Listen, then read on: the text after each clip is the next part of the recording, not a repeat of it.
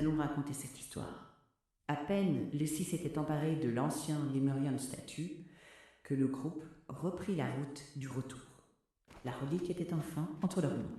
Encore quelques jours de marche, et Lucie serait enfin libre. Mais ils ignoraient une chose depuis que Lucie avait touché la statue. Le chat d'or sentait une autre présence, une puissance ancienne qu'il convoitait depuis des siècles. Au loin, à travers les brumes des marécages, une faible lueur dorée appelait le chat. Ces murmures envahirent aussitôt l'esprit de Lucie. Plus loin, je la sens, une autre relique d'or. Elle doit être à nous. Lucie s'arrêta net. Le capitaine la regarda. Que se passe-t-il? Lucie fixait l'horizon. Il y a quelque chose de précieux. Je peux le sentir. Le capitaine comprit immédiatement. Le chat venait encore de la manipuler. Il fit discrètement signe à Skadi. Cache la statue, quoi qu'il arrive. Personne ne doit savoir que nous l'avons. Skadi glissa silencieusement la statue des Lémuriens derrière un buisson, parfaitement camouflé. Lucie, complètement absorbée par les murmures du chat, ne remarqua rien. Elle reprit sa marche, toujours guidée par cette mystérieuse lumière. Après plusieurs heures, une immense forteresse apparut au milieu des marécages. Une tour noire dominait les eaux. Au sommet flottait une immense bannière rouge. Le capitaine reconnut aussitôt l'endroit. Le donjon de la sorcière écarlate. Lucie, elle, n'écoutait déjà plus. Le chat criait dans son esprit. Le masque, prends le masque, il est à nous. Sans attendre, elle franchit les immenses portes du donjon. À peine entrée, le sol trembla. Deux gigantesques gardiens de pierre s'animèrent. Leurs yeux brillèrent d'une lumière rouge.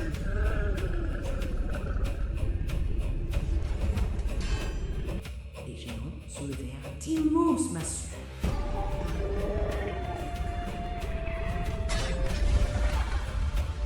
Le combat commença. Le premier géant frappa si fort que le sol se fissura. Les compagnons se dispersèrent de justesse.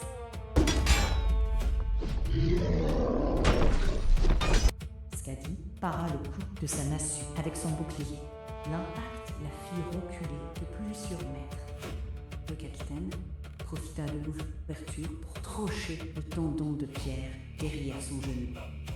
Le colosse s'effondra.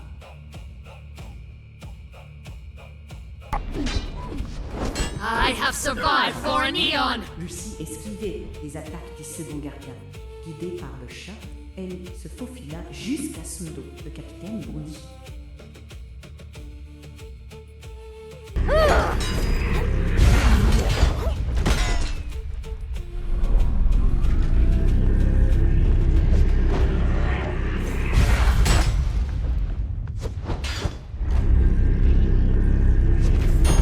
D'un coup d'épée, il fracassa le cristal logé dans sa nuque. Le géant explosa en milliers de morceaux.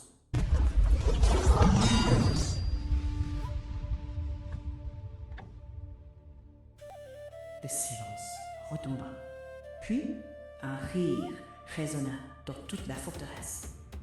La sorcière écarlate apparut.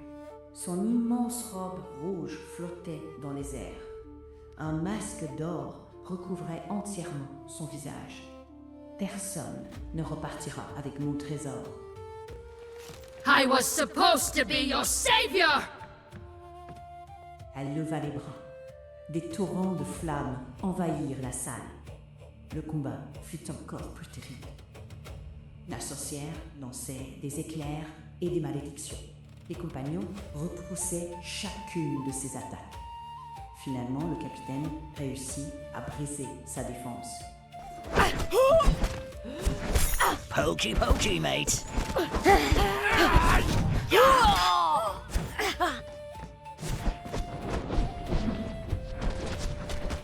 Skadi lança sa hache. La lame traversa le masque. La sorcière tomba lentement au sol, dans un dernier souffle. Yes. Let me rest. It is time. Elle s'effondra devant Lucie. Le chat jubilait. Prends-le.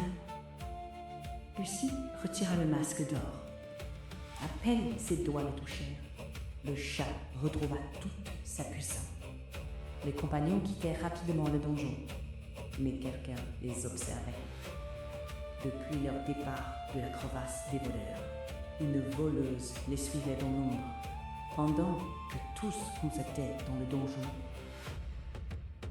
Ses complices avaient dérobé la statue des Lémuriens.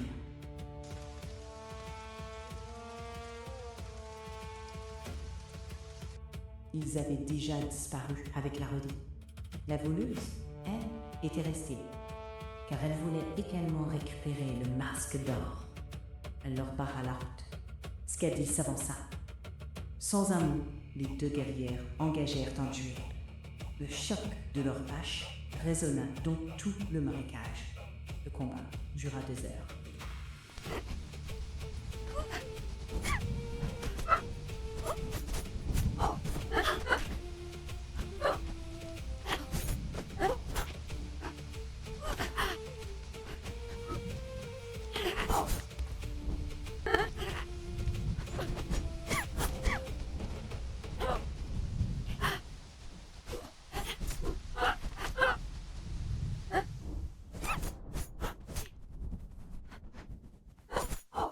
Aucune ne parvenait à prendre l'avantage. Finalement, épuisé, Skadi posa un genou au sol.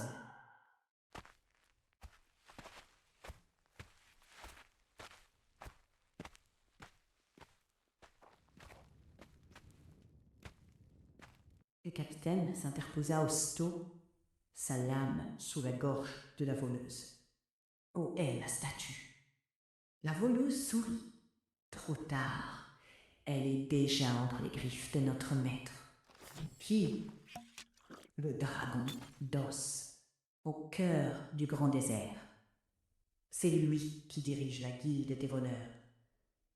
Il veut utiliser cette relique pour briser la malédiction qui l'a changé en dragon mort-vivant et retrouver sa véritable chair. À ces mots, le capitaine sentit son sang se glacer. Il venait de sauver Lucie pour voir la seule relique capable de la libérer tomber entre les mains d'un dragon.